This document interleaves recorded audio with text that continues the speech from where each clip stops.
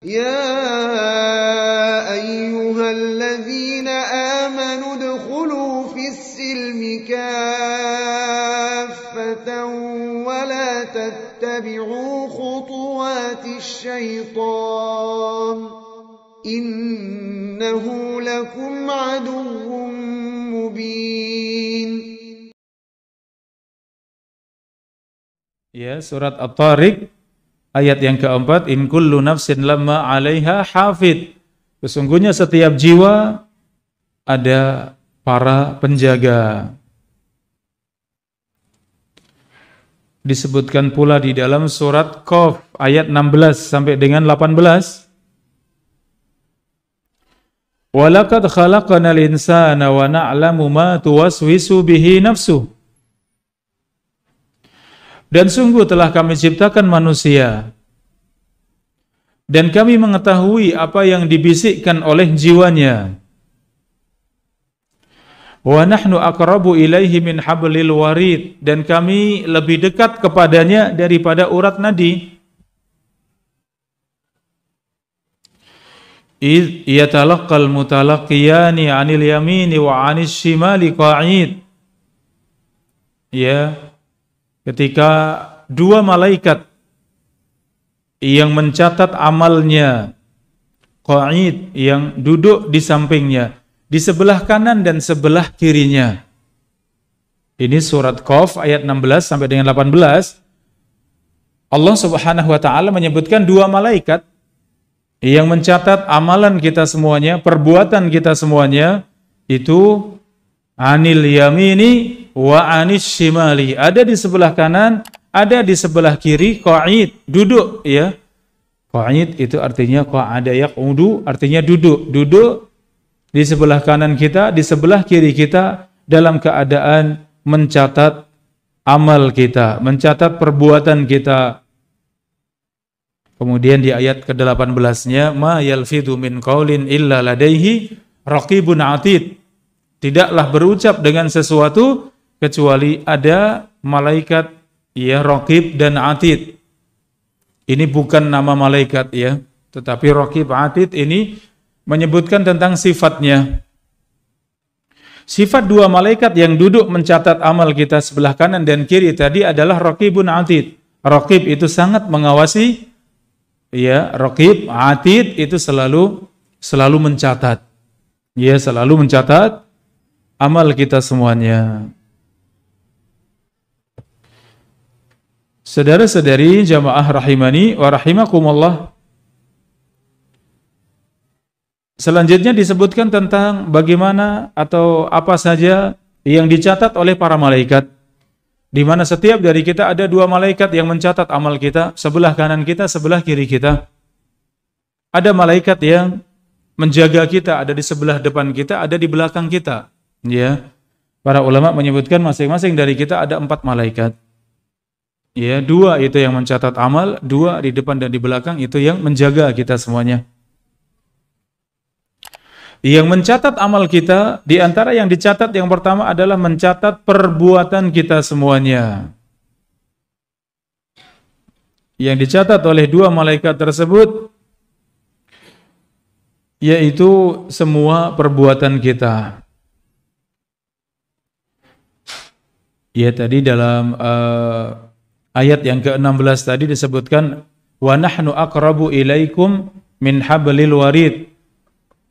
Ya, wa nahnu aqrabu ilaihi min hablil warid, dan sesungguhnya kami lebih dekat kepadanya daripada urat nadinya. Ya, sebagian ulama menafsirkan ini bahwa maksud daripada kami di sini adalah para malaikat yang tadi di sebelah kanan dan sebelah kiri mencatat tadi. Maka 2 malaikat tersebut itu ternyata lebih dekat daripada seorang kepada urat nadinya. Saking kuatnya para malaikat ini selalu mengawasi, selalu mencatat. Ya, tidak pernah lengah, tidak pernah lalai, tidak pernah malas, ya, selalu mengawasi dan selalu mencatat. Maka Allah sifati aqrabu ilaihi min hablil warid. Maka sungguh 2 malaikat tersebut lebih dekat kepada seorang hamba daripada hamba tersebut dengan urat nadinya. Jamaah rahimakumullah, dua malaikat tersebut mencatat semua amal kita. Ya, perbuatan tubuh kita, perkataan kita, maka semuanya ditulis. Ya, walaupun seorang sedang sendiri, tidak ada yang melihat, tidak ada yang membersamai, tetap semua perbuatan kita, ya demikian perkataan kita, semuanya dicatat oleh dua malaikat tersebut.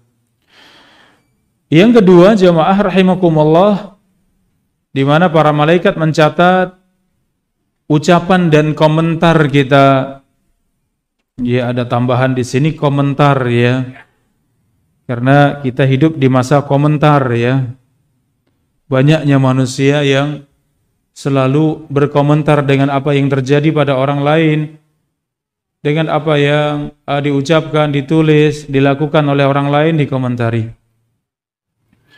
Maka seorang hendaknya berbicara ya sesuatu yang bermanfaat, berbicara sesuatu yang minimal itu boleh, mubah. Ya, bahkan hendaknya merenungkan sebelum berbicara, berhati-hati. Merenungkan sebelum berbicara, ia pikirkan ya bahwa ucapan pasti akan dicatat oleh dua malaikat tersebut. Ya, demikian banyak yang terjerumus di dalam neraka Allah Subhanahu wa taala karena sebab ucapan. Ucapan yang tidak dipikirkan sebelumnya. Ya, ini dalam hadis yang sahih, hadis riwayat Al-Bukhari, innal abda la yatakallamu bil kalimah min sakhatillah. Sesungguhnya seorang hamba terkadang ia berbicara dengan satu ucapan yang mendatangkan murka Allah. La yulki laha balan. Ia tidak memikirkan ucapan tersebut. Yahwi biha fi jahannam. Ia terjatuh dengan ucapan tersebut di dalam jahannam. Jamaah rahimakumullah, ini peringatan ya bahwa satu ucapan saja ternyata itu mendatangkan kemurkaan Allah. Bisa jadi dengan satu ucapan tersebut menggugurkan semua pahalanya, kemudian menjerumuskan orang tersebut di dalam neraka Allah. Satu ucapan ternyata itu ya ucapan yang merusak semuanya. Ya, contoh mudah buat kita semuanya kalau seorang berucap ya ucapan kufur. Ucapan yang ternyata itu mengeluarkan dari Islam. Mungkin mencela Allah, mungkin mencela Islam, mungkin mencela Rasulullah. Yang itu mendatangkan murka Allah, menjadikannya kemudian masuk di dalam neraka Allah Subhanahu wa taala. Jamaah rahimakumullah, maka setiap ucapan kita hendaknya kita perhatikan, kita renungkan sebelum kita ucapkan. Ya, banyaknya pemikiran-pemikiran yang menyesatkan. Dan itu berkaitan dengan keimanan, berkaitan dengan akidah. Ya. Dan ternyata banyak ucapan-ucapan tersebut yang itu sangat merusak, itu menyesatkan. Ya, disebutkan di sini contohnya mereka orang-orang liberal ya. Yang mengatakan di antara contoh ucapan mereka semua agama benar. Ya, ini sudah ya menghancurkan Islam seutuhnya. Bagaimana dikatakan semua agama benar? Padahal inna dina indallahil Islam. Sesungguhnya agama di sisi Allah hanyalah Islam. Artinya selain Islam itu akidah kita, itu keimanan kita, itu Islam kita. Bahwa agama yang benar hanya Islam, selainnya semuanya salah. Ya, kemudian orang-orang liberal mengatakan semua agama benar. Ya, demikian mereka mengatakan semua agama itu menjadi jalan untuk masuk di dalam surga. Ya, semua agama itu mengantarkan ke dalam surga. Itu omongan orang-orang liberal. Demikian ada yang mengatakan semua agama itu Tuhannya sama, walaupun penyebutannya berbeda. Tapi maksudnya itu Tuhannya sama. Ya, dari ucapan tersebut mengatakan apa? Bahwa semuanya akan masuk di dalam surga. Karena Tuhannya sama. Ya, mengatakan semua agama itu baik. Semua agama itu baik. Yang baik pasti diperintahkan, yang buruk pasti dilarang. Ini ucapan liberal yang sangat merusak dan menghancurkan akidah kita, keimanan kita. Ya, jamaah rahimakumullah, maka berhati-hati. Yang ini cuma satu ucapan, satu kalimat, tapi kemudian masuk dalam hadis tadi, min sakhatillah, itu satu kalimat, satu ucapan yang mendatangkan kemurkaan Allah Subhanahu wa taala, yahwi biha fi nari jahannam. Dengannya ia terjerumus di dalam neraka Allah Subhanahu wa taala. Ini saudara-saudari, Bapak Ibu rahimakumullah, ya, maka berhati-hati dari ucapan kita agar jangan sampai terjatuh di dalam kesalahan. Kemudian yang ketiga yang dicatat oleh para malaikat diantaranya tulisan. Karena tulisan itu kedudukannya seperti ucapan. Ya, seorang menulis di internet, seorang menulis di media sosial. Ya, jangan sampai menulis yang sembarangan. Ya, ia mencatat, ia menulis, ia mengambil kesimpulan, kemudian disebarkan. Ya, maka itu tulisan yang disebarkan. Hasil pemikirannya, unek-uneknya, apa yang ada dalam hatinya, kemudian dituliskan. Padahal itu salah. Ya, disebarkan di dunia maya sampai ke seluruh penjuru dunia, siapapun bisa membacanya. Padahal itu tulisan, kedudukannya seperti omongan, seperti bicara, yang itu semua dibaca oleh manusia. Jamaah rahimakumullah, bahkan di satu sisi, ya, ketika berbuat zalim kepada manusia, kalau kita berbuat zalim dengan anggota badan itu sangat terbatas. Seorang ingin memukul saudaranya itu saudaranya harus ada di hadapannya, harus mendekat baru bisa memukul. Seorang ingin mendolimi saudaranya dengan cara menendang, maka ia harus mendekat, harus ketemu orang tersebut, kemudian ada kesempatan untuk menendang, baru kemudian dolim dengan cara menendang tersebut. Tapi ternyata mendolimi orang lain dengan tulisan itu tanpa batas, ya, tanpa batas jarak, tanpa harus berjumpa, ya, tanpa harus ketemu, tanpa harus, ya, menggerakkan tangannya, menggerakkan kakinya, ia sudah mendolimi saudaranya. Ya, bahkan yang didolimi adalah bisa jadi orang-orang yang sudah meninggal. Ia ghibah, ya, tentang saudara-saudaranya yang sudah meninggal. Ya, ia mendolimi saudaranya dengan tuduhan-tuduhan yang dusta misalnya, padahal sudah meninggal, sudah mati. Ternyata ia bisa menyakiti, ia bisa mendolimi orang-orang tersebut, padahal sudah tidak ada, sudah meninggal. Ya, ini menunjukkan apa? Bahwa tulisan, ucapan itu, ya, sangat berat. Dari sisi di mana itu bisa menyakiti siapapun, dimanapun, kapanpun. Berbeda dengan mendolimi, menyakiti dengan badan kita yang itu sangat terbatas. Jamaah rahimani wa rahimakumullah. Terkait dengan komentar tadi, ya, ada catatan di sini di mana mudahnya seorang memberikan komentar. Ya, padahal seharusnya yang bisa berkomentar adalah orang-orang yang kompeten dalam bidangnya. Kalau bicara tafsir, siapa yang berkomentar? Orang-orang yang paham tafsir. Yang mengomentari tentang hadis, tentang ayat, siapa? Orang-orang yang mengilmui tentang ayat dan hadis tersebut. Berbicara tentang fikih, berbicara tentang, ya, mungkin adab, akhlak, siapa yang bisa berkomentar? Orang-orang yang tahu ilmunya tentang fikih, tentang adab, tentang akhlak. Dalam urusan dunia juga demikian. Ya, di sana ada ilmu kedokteran, di sana ada ilmu pertanian. Ya, bisa jadi profesor dalam pertanian, kemudian ia mengomentari tentang ilmu kedokteran. Tentu jauh, itu bukan faknya. Ia tidak mengetahui tentang ilmu tersebut. Ya, maka ya di kalangan kedokteran komentar tadi mungkin tidak diterima. Kenapa? Bukan ahlinya.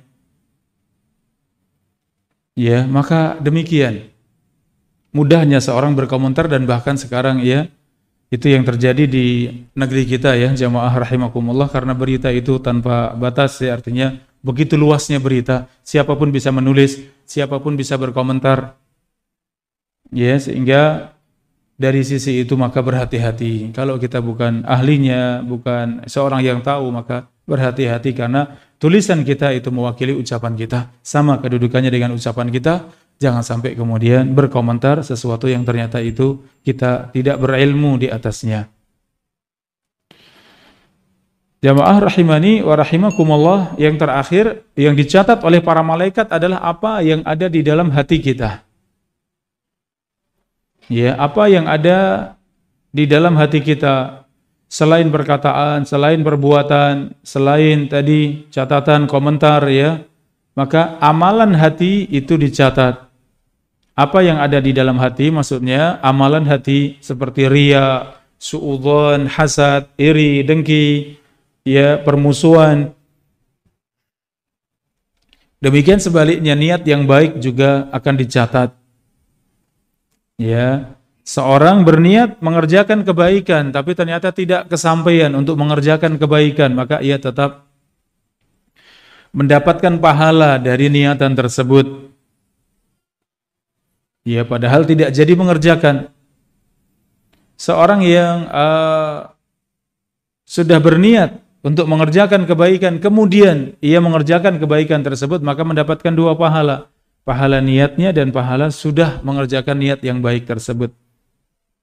Ya, niat yang buruk juga demikian. Kalau seorang sudah berniat dan berusaha untuk mengerjakan niat buruk tersebut, maka ini juga ia dicatat sebagai dosa. Kecuali lintasan-lintasan pikiran-pikiran yang itu tidak diwujudkan dengan usaha mengerjakan, maka itu dimaafkan, termasuk yang dimaafkan oleh Allah Subhanahu wa taala.